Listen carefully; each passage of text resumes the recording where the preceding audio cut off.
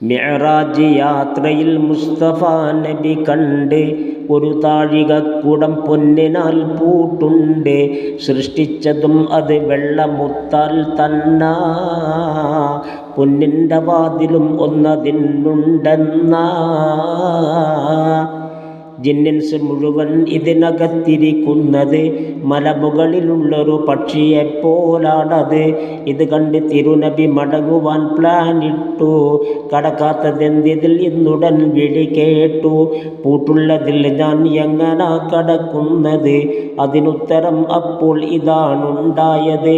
ബിസ്മില്ല മതി നബിയെ അതാ താക്കോല്.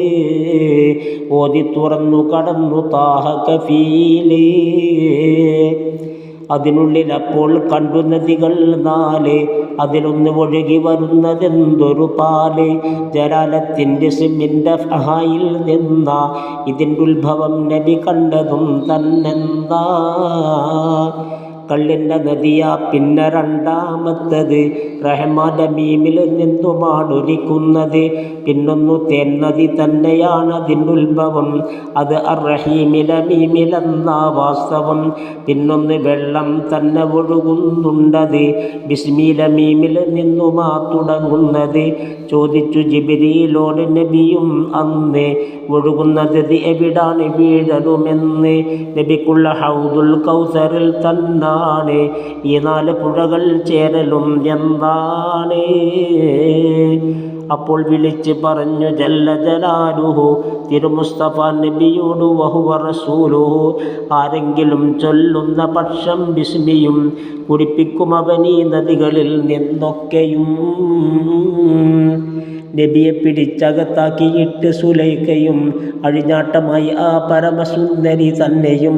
അതുമാത്രമല്ല അടച്ചു 7 അബ്വാബുകൾ. കൂടാതെ ബാബുകൾക്കുണ്ട് ഉഗ്രൻ പൂട്ടുകൾ. നബി യൂസുഫ് സിദ്ദീഖിനെന്ന് ലഭിച്ചത് വന്നേട്ടമാണത് ബിസ്മി കൊണ്ടാ കണ്ടത്. ബാബിൻ്റെ അടുത്തേക്കെത്തി താൻ പറഞ്ഞന്ന്, ബിസ്മില്ല ഓരോ ബാബിനും തുറക്കുന്നേ. അടച്ചിട്ട ഏതൊന്നും തുറക്കാൻ ഇതു മതി. അതുകൊണ്ട് തന്നെ വായി തുറന്നാൽ ഭാഗതി. അലസ്തു ചോദിച്ചന്ന് എന്താ കേട്ടത്?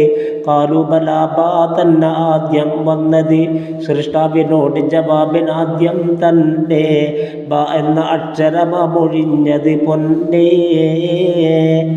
ബാവന്നു 11,000 ഖുർആനിലെ 428 എണ്ണത്തിലെ ബുസ്താനിലുണ്ടിത് നോക്കിയാൽ കാണുന്നതാ. 197 അതിൽ വിവരിച്ചതാ.